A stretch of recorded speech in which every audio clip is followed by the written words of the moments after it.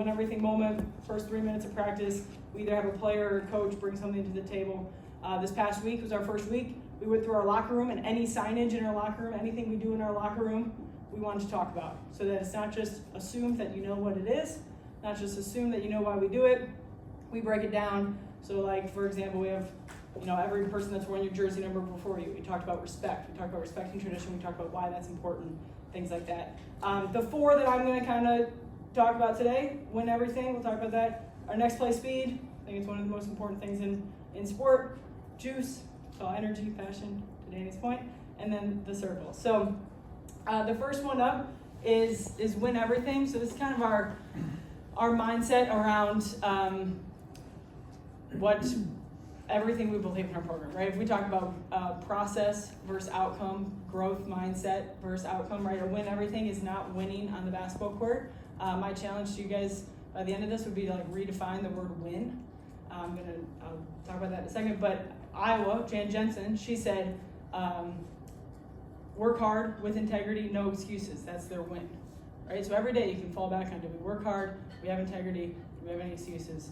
We won the day, right? For us, win everything is a win everything mindset of in every opportunity that you have throughout your day, you have a chance to win the moment or lose the moment, right? So like picking up the trash, saying thank you to the bus driver, crossing the line, we have our whole foot go over the line when we run sprints instead of just touching the line, right? So then you have a chance to fall short. Are you giving high fives throughout practice? Are you, it's anything you can think of, right? And it has nothing to do with winning basketball games. So we've redefined in our program what win means. And I think that's really important for you to do because as soon as I heard, it's a little more prevalent like college football, right? I heard nope, that's not his name, Marcus Freeman, is that Notre Dame coach? Must not. Who said if we lose one of our first few games, I gotta have something else to fall back on because you ain't going to a playoff in college football if you lose one of your first few games, right? So we gotta redefine win so that even if if our plan fails, right, we can still have something that we're progressing towards and we're having this growth mindset for. So one of my favorite quotes, Gino Auriemma, every championship team I've ever coached had the instinct to treat everything like it's the most important thing in the world to them. Okay, so Gino talks a lot about he says everything matters. It's kind of one of his things. It's everything matters. Every little detail matters, right? The details matter. You heard Jan Jensen say in that Iowa clip that with discipline they have a shot at the championship. Without it, they got no shot, right? Discipline, how you handle yourself every day, work hard with integrity, no excuses. That's kind of what this win everything mentality is to an extent. So my challenge to you guys is how would you define win in your program, right? My goal today is that you just get some things to kind of think about, right? I leave you, I'm happy to have more conversation and follow up, but trying to hit you with a lot of things that just kind of get your brain thinking a little bit differently about your program and how you can define things, how you can live into your identity as best you can. So the next one is next play speed. Who's ever heard the phrase next play speed? Failure. We also used to call it failure recovery.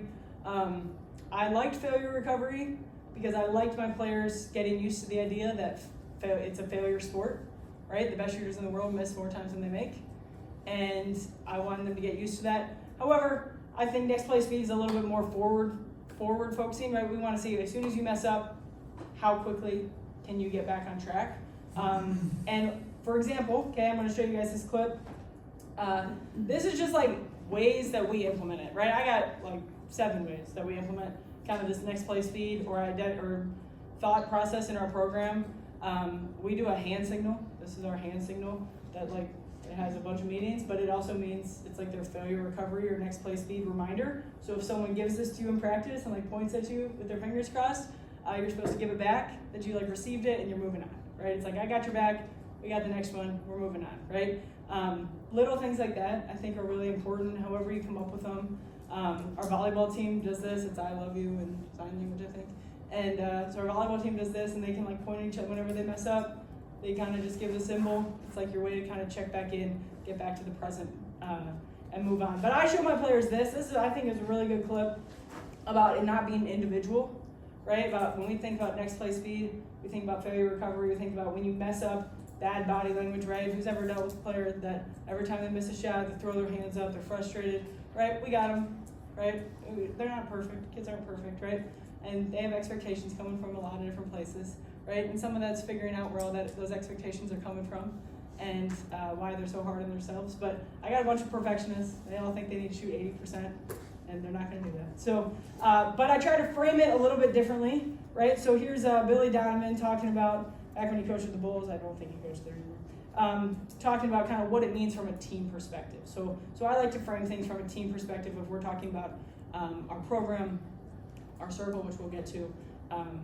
But that's, just take a listen to this and we'll talk about it. When you miss a shot and it impacts you in a negative way and it takes you 2 or 3 plays to get over that, like you're not wrapped up in really competing in the team. And there's a selflessness that takes place that you have to do. Like the guy standing next to you has got to be so important to you. You have to have such respect for him. And I'm not saying our guys disrespected each other, but it's almost like a reverse way of looking at it. I'm letting the team down because I turned the ball over. I'm letting the team down because I missed a shot. I'm letting the team down because I blew a defensive assignment.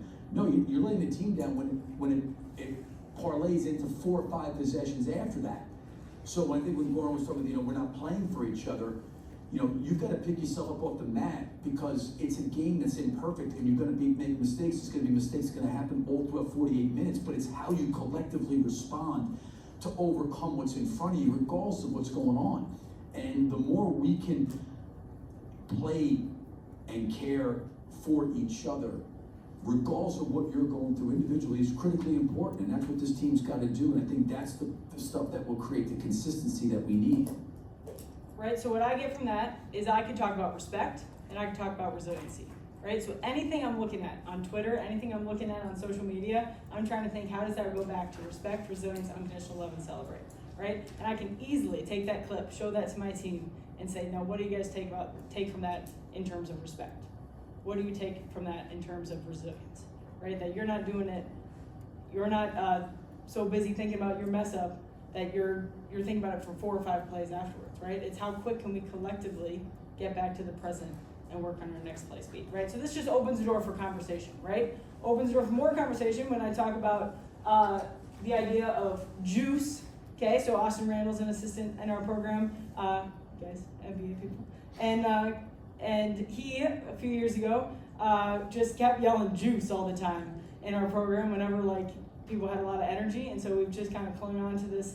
We talk about bringing the juice and bringing the energy, and it's one of the things, again, goes back to celebrate, goes back to unconditional love, goes back to resilience. Can you bring juice when things aren't going well for you, right? Those are conversations that we're having in our program. And one thing I would do, again, find things on social media. There's so much out there if you just have the right mentality or the right mindset when you're kind of just scrolling through. And I saw this clip. I showed this to my team, okay? I had this clip, KK Arnold. Does anyone know who KK Arnold is? UConn point guard last year. She was invited to Kelsey Plum's dog class. So this dog class is a week or a weekend of training on how to be a professional, right? So they brought people in who they thought would be in the WNBA, okay? Some people like Kate Martin went, Deja Fair went from Syracuse, a bunch of people that were in that draft class last year. And then KK Arnold was a freshman. She's the youngest one there, okay? And when I think about juice, okay, we ask our team all the time, what is the juice that you bring? What's in your juice box? Kind of our joke, right? And they don't all have to be celebrators. They don't all have to be the loudest person in the gym, but they have to know what's unique to them that they bring to the team. And so I showed this clip because I think it's helpful that she's just doing the little things well. She's a freshman. She's 18, right? Maybe 19. And she's at this camp. She's the youngest one there, and they choose to mic her up. So I would just, again, I'm just giving you some examples, show this to my team, and we would be able to talk about juice, be able to talk about what kind of stands out and what resonates. So, this one's quiet. I don't know.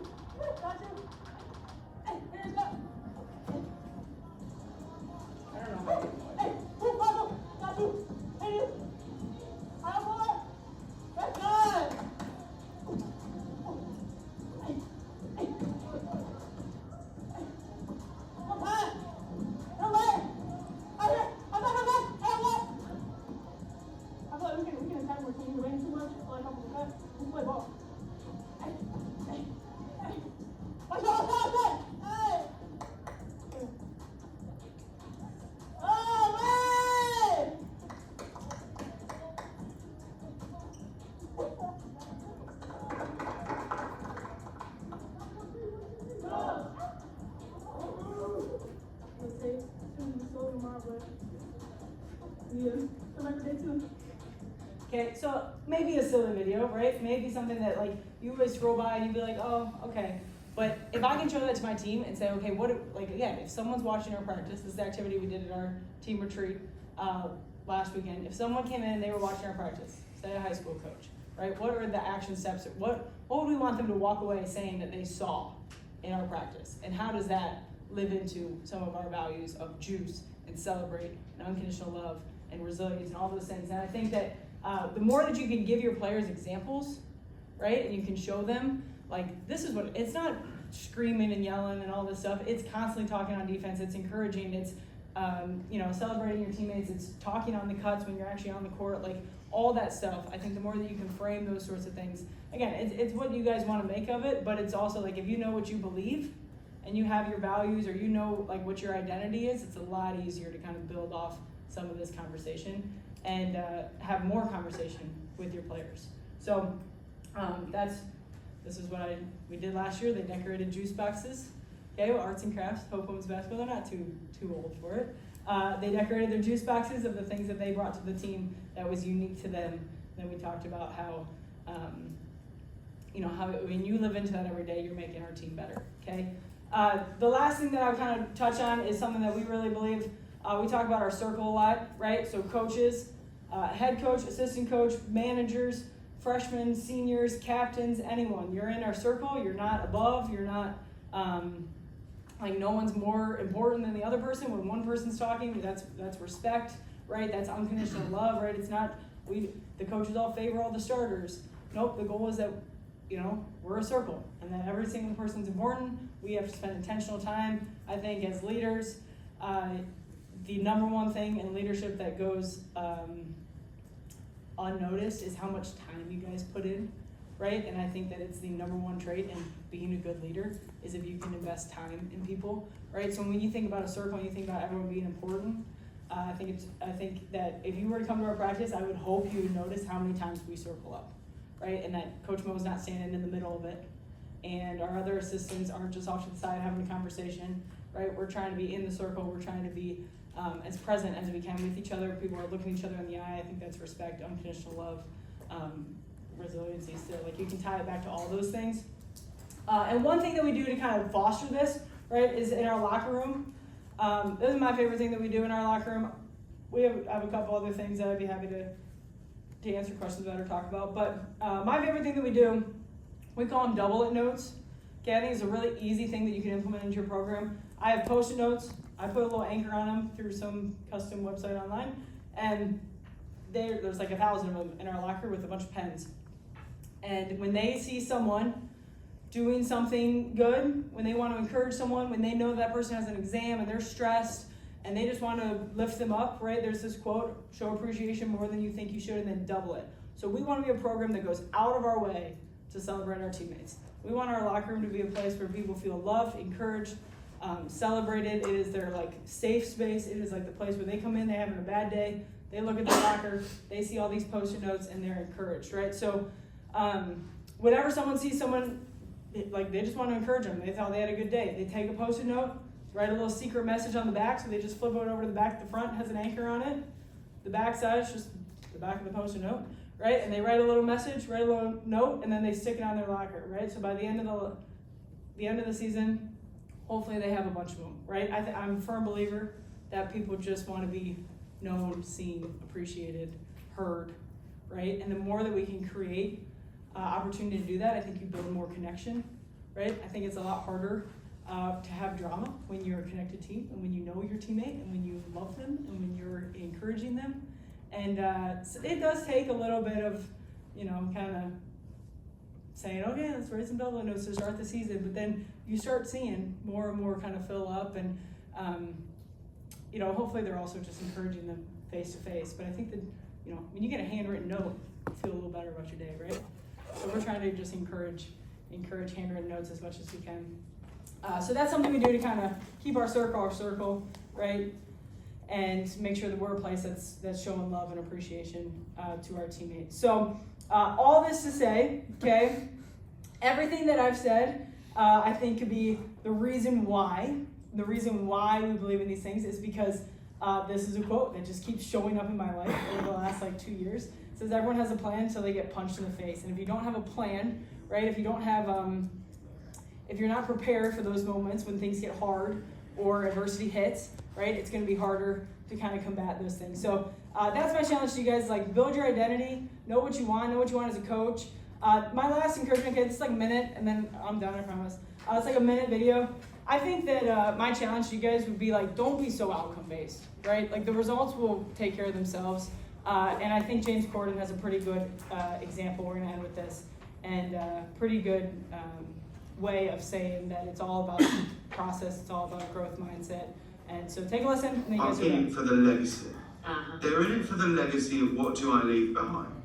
And I have great respect for that. I'm in it for the experience. I'm in it for the journey of it. The doing of it's the thing. Everything else is a bonus. The doing of it's the prize. You said something about cats that I saw that it wasn't your favorite end product. Well, I haven't seen it. And I will say this, genuinely. When I came back from shooting cats, my friend said, how was it? I was like, I had the best time. I have no idea what it's going to be like. I was like, no idea whatsoever. I just thought it was admirable that you could separate the doing of the thing and the joy in working on that set and whatever outcomes there may be. But you have to, because you cannot judge the success of something on its success. It's Right. got to be what it Felt like. did within you. Because if you're only defined by things that are outside of you, that I think is a lost cause. This is something I struggle with all the time, but it's something I try to tell myself that like, you are not your career. You are separate to that. You are here, and your work is here. So that's my encouragement to you guys. It's like, stay in the process. Don't worry so much about the outcome. Every day you show up, right? What's your identity? How are we living into that today? And I think a lot of